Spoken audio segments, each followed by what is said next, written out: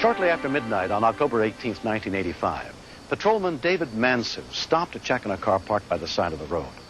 Between the two occupants of the car, his flashlight beam picked up a hypodermic needle. The West Windsor, New Jersey policeman called for backup, and a chain of events began that would ultimately put dozens of lives in jeopardy. I had begun searching the car and had, in fact, found drugs inside the car. And I alerted Patrolman Edwards that the gentleman was under arrest. When Mansu arrested the man for possession of cocaine and a syringe, he suddenly doubled over. He was clenching his chest severely with his arms, adamant about the fact that he was having a heart attack. 2 ambulances arrived almost immediately, with 3 volunteer emergency medical technicians and paramedic Nick Simzak. We got out of the vehicle, went over to assess the patient. He was extremely uncooperative at that point. He was hunched down and was very tight, wouldn't move. A friend of his who was with him at the time told my partner that he had a history of diabetes and he had been doing cocaine for a couple of days. All right, let's go. They stabilized the suspect for transport, and all 4 got into one ambulance with him. At that point, I advised the driver that I would be following the ambulance in a patrol car, and if there were any problems with this individual, Mr. Lenz, to pull over, and I would attend to those problems. While we had him in the back of the ambulance, he still was acting disoriented, confused, uncooperative, and showing signs of pretty much of how a diabetic or hypoglycemic patient would act. We had started the IV on him, and Mr. Lenz pulled the gun on us. He sat down next to me on the bench, and he said, "This gun has a hollow point bullet in it. You know what that can do." At that point, I said, "Look, I have a wife, and I have 2 children that I love very much, and I'd really like to see them again." And with that, he turned and he turned the gun off of me and went after Bill. He had Bill up against the side of the ambulance, and he was screaming, "Tell the police to get back or I'll kill him." Back off now!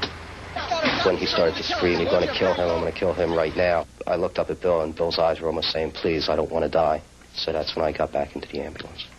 I'll shoot you! Get away, cop! Come on, let's go! Drive! EMT Joan Myers was driving. I tapped on the window, trying to indicate to her to turn the ambulance off, but she never acknowledged that.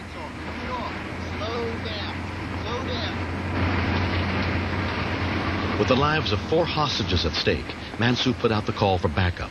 237, I have a hostage situation here at the hospital. I felt that I failed the victims in the fact that we were allowed to be tricked by Mr. Lenz faking the heart attack, and that we were so concerned about his well-being and his welfare that we failed to forcibly pull his arms apart. Mansu followed the ambulance with no idea what was going on inside. We were traveling down University Place at a speed of approximately 35 to 40 miles an hour when suddenly the rear door to the ambulance came open and a body came flying out.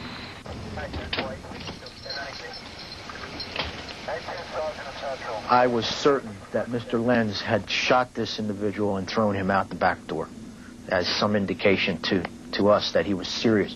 Are you okay? You okay? Yeah. It's just a cut. He's not shot. It's just a cut. I'm going to continue after the ambulance. You want to take care of him? I got him. He indicated to me that he had taken it upon himself to dive out the back of the ambulance.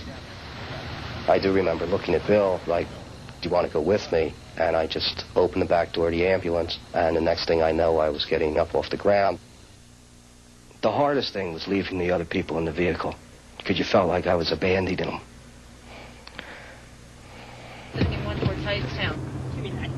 The gunman took over the radio from Joan Myers and threatened to kill the 3 remaining hostages if the cops didn't return his cocaine and his glasses.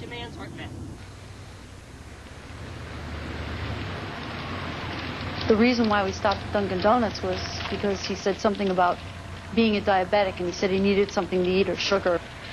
So Billy went in, we watched him, and Michael says, "Stay right here, because I can see him." He came in the front seat, and the gun was held to my head, and I had no idea whether the safety was on or off. I didn't want to see the gun. I didn't want to know it was there. Patrolman Mansu and Sergeant Bill Clark were also watching. My main concern was that now we had a hostage, Bill Manuel, out of the ambulance. He was the one who was chosen to go in and make the order at Dunkin' Donuts. And that I did not want to allow him to re-enter the ambulance. Figured we had him out now, we were going to take him out. We were going to leave him out.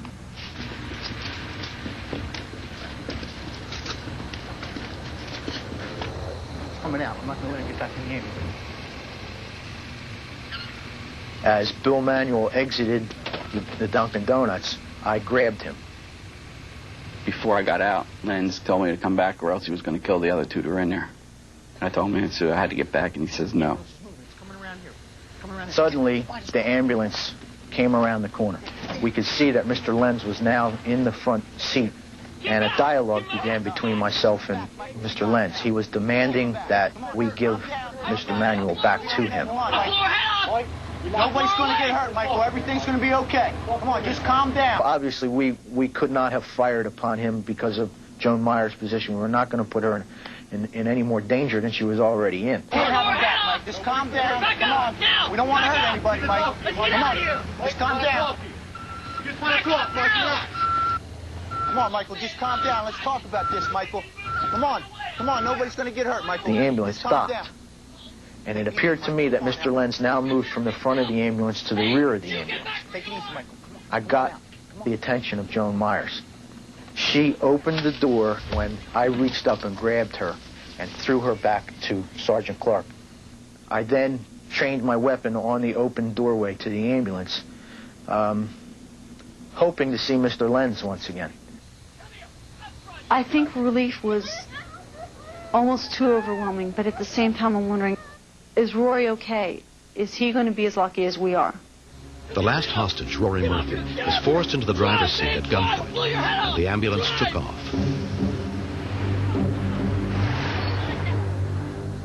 When we continue.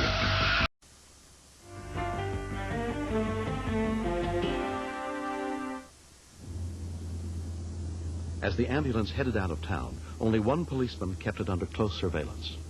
Suspect pulled into a housing development. After he pulled in, I pulled in and turned off my lights and parked on a side street. So I just kind of like laid low for a few minutes. My car was turned off, the headlights were off, and I slumped down in the seat. By radio, a meeting was arranged. At the suspect's insistence, it was set for a nearby McDonald's. Police Chief Joe Mashinsky and his men arrived first. We have a bad situation here. This isn't really the place to try to resolve it. We're too close to the highway. What we got to try to do is get this... I advise our people to send Officer Funda up to the bowling alley to provide some cover. That I was going to attempt to either try to get the hostage away from the individual or do what I had to do if, the situation warranted. I'm preparing myself that if I have to shoot, that I am going to shoot. The gunman was still insisting on the return of his cocaine, but Mashinsky convinced him to drive to the deserted parking lot of the local bowling alley, where his demands for food and liquor would be met. Alongside the building, there's railroad ties, and I thought maybe I could get the ambulance in a position where one would have to get out to get the Jack Daniels and the roast beef. So I set him on the railroad tie, and I waved him to come across. I was hoping that the ambulance driver was going to step out of the ambulance. And when he did, I was just going to step in and, I was carrying a 13-shot automatic. And like I said, I also feared for my own life, so I figured the best thing to do was to open up with an automatic, and I knew I couldn't miss the guy from that distance.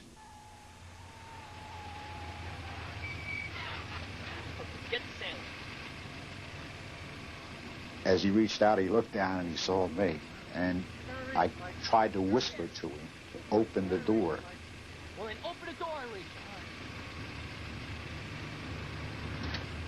Don't try anything, or I swear I'll blow your head off.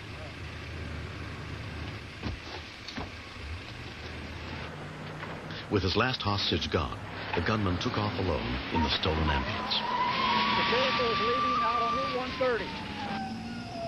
At that point, all the police cars started giving pursuit.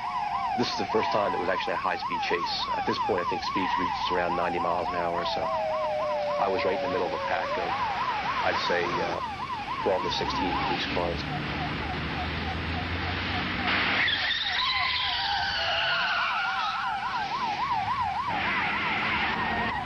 Went into the northbound lanes past the ambulance.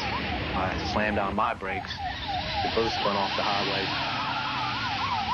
The ambulance came to a stop in a grassy field.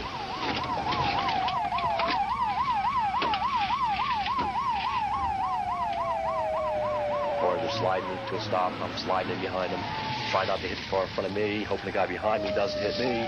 All the police officers trained their gun on the ambulance, waited for something to happen.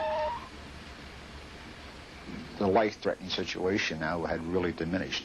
Could you really legitimately shoot this individual now? He had no hostage. It was a standoff. They decided to try another way. 20-year veteran Lieutenant Dan Rogers, due to retire in less than a year, was called in as a negotiator. I felt some danger because you don't really know who you're dealing with when you first get called out. Anything could go wrong. I mean, he could just raise a gun to my face at any point and, you know, blow me away because it was dark. I couldn't see everything inside there. It was like talking to somebody when you talk to a priest with the screen there, something like that. Didn't have that good of visibility. Hey, put the gun down now. Nobody's here to hurt you. I don't even have a gun. Look, I'm not even armed. Lenz was starting to come off his high, apparently. He was claiming that he would kill himself if we attempted to get inside the ambulance. Michael, it's Dee. Can you hear me? In answer to the gunman's demands, his ex-wife was brought to the scene. Yeah, please come out. They said nobody was hurt here. Nobody else outside was hurt. And they just want to help you. You know, you're starting to sound like one of them. Michael, nobody's telling me what to say. You say whatever you want. You say what you want. Why don't you come over here and talk to me? If you throw the gun out, I will.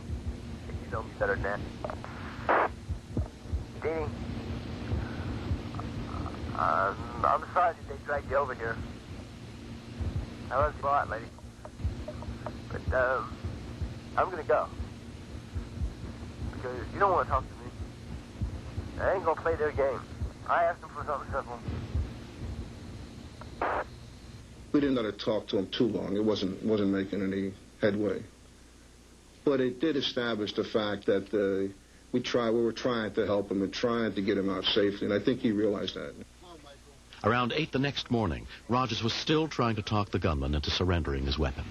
You tell me if I brought your wife out, you give me the gun and come out, pal. When I was a young cop, we believed in charging into, breaking a door down and taking everybody out forcibly. And over the years, you learn sometimes negotiation is the better way to do it. Most people want a way out, I think. Nobody's hurt now. Let's go. He handed the gun to me in pieces, just handed it through the window to me, opened the door, it came out, and he went into my arms and just hugged me. Come on out. It's all over, kid. Come on, it's all right. To tell you the truth, when the guy came out, he didn't look dangerous to me. I just really thought it was just some poor soul that got juiced up on drugs and he didn't know what he was doing. He was just reaching out for something, whether it was help. I really don't know. When he was lucid, he didn't want to hurt me. He considered me a nice guy. When he wasn't lucid, as I said, he was going to blow my brains out. My wife was really upset. I remember coming home and just holding on to her.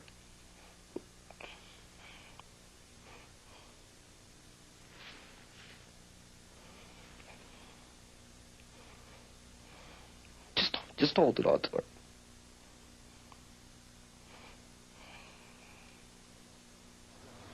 It was a long night, but I can remember it was all over with, thinking it was great. Not only did we get hostages out unhurt, but to get the suspect and get him uninjured, that made it 100% successful. When I was done, I felt real good about it, and I think all the other officers did too. Less than 8 hours after it began, the incident was over. The gunman was convicted of kidnapping and possession of a weapon and narcotics. He was sentenced to 24 years in prison. All of the 4 former hostages have returned to their field work in emergency medicine.